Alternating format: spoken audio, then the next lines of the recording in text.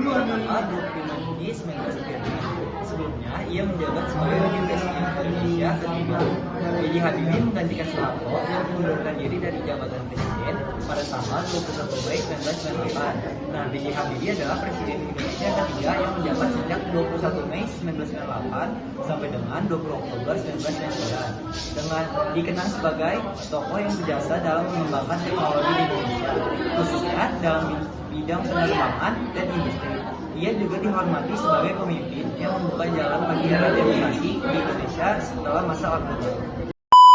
Yang selanjutnya adalah kebijakan politik pada masa pemerintahan B.J. Habibie. Yang pertama, lahirnya Komnas Perempuan. Pada peristiwa Mei 1998, banyak kasus kekerasan seksual yang menimpa perempuan, terutama dari etnis Tionghoa.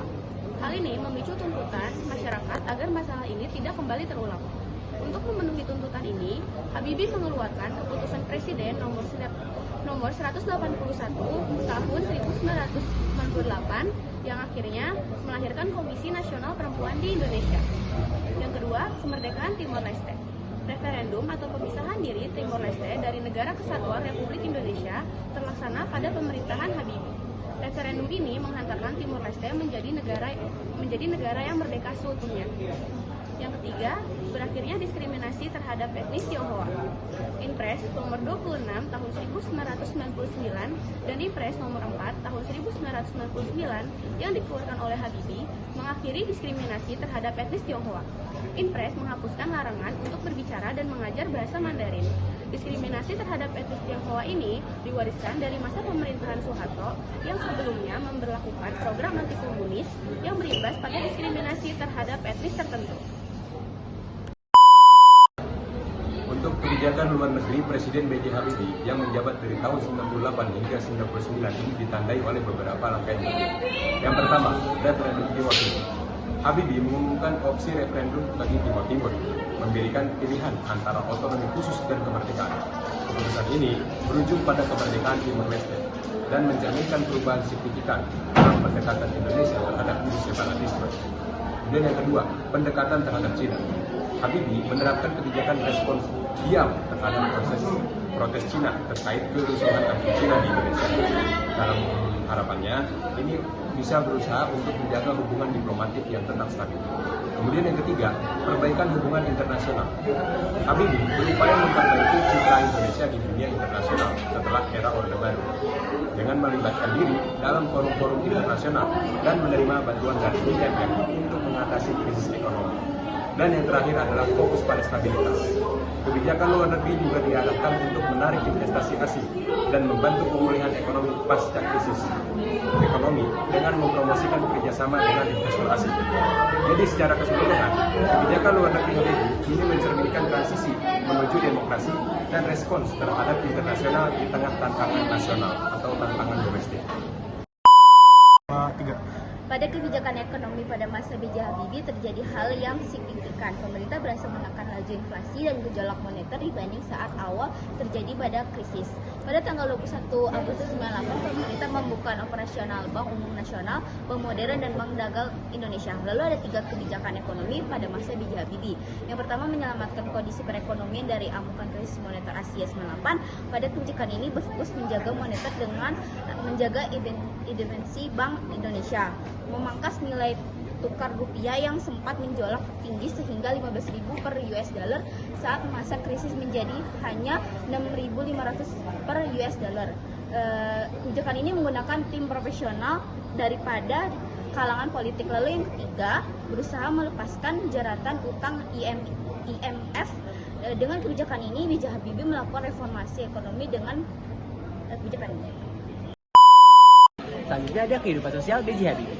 Dalam bidang keluarga, B.J. Habibie dikenal sebagai figur keluarga yang sangat dekat dengan istrinya, yaitu Ainun, yang menjadikan inspirasi bagi banyak orang. Cinta dan kesetiaannya itu terhadap Ainun terus dikenang bahkan setelah istrinya wafat. Selanjutnya ada pendidikan.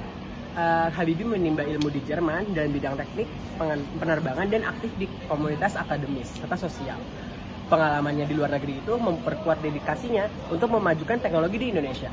Selanjutnya ada peran sosial sebagai presiden.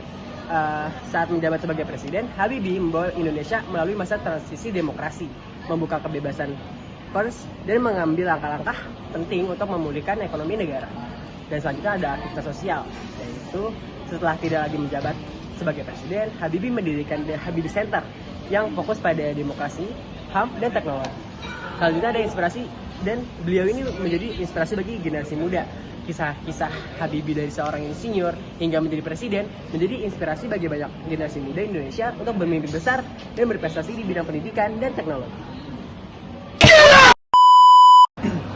Dengan upaya yang dilakukan oleh B.J. Habibie untuk mengembalikan keadaan Indonesia tidak memuaskan berbagai pihak di Indonesia, salah satunya adalah MPR.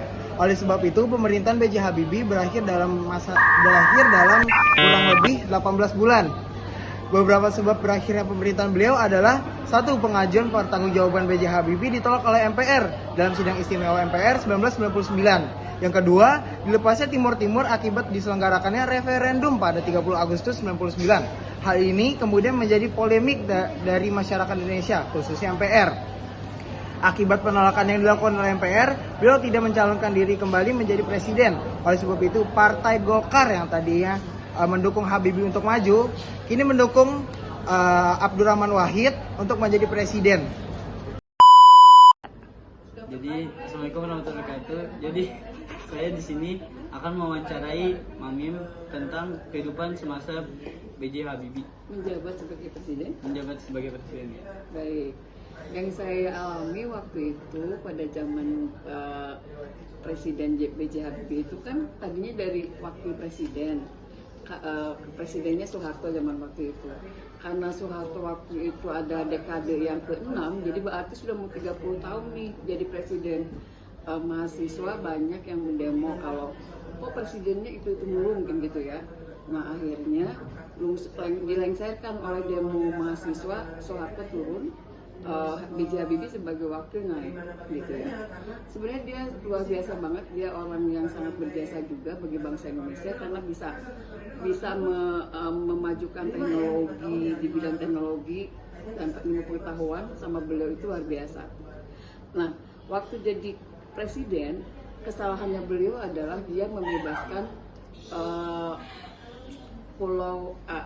provinsi Timur Timur waktu itu kan, jadi dilepas dari Indonesia karena memang pada saat itu terutama Australia itu sangat mengganggu banget, sengaja dicari-cari kesalahan dari Indonesia tentang Timur Timur ini supaya Timur Timur lepas lagi gitu ya, dan bagian dari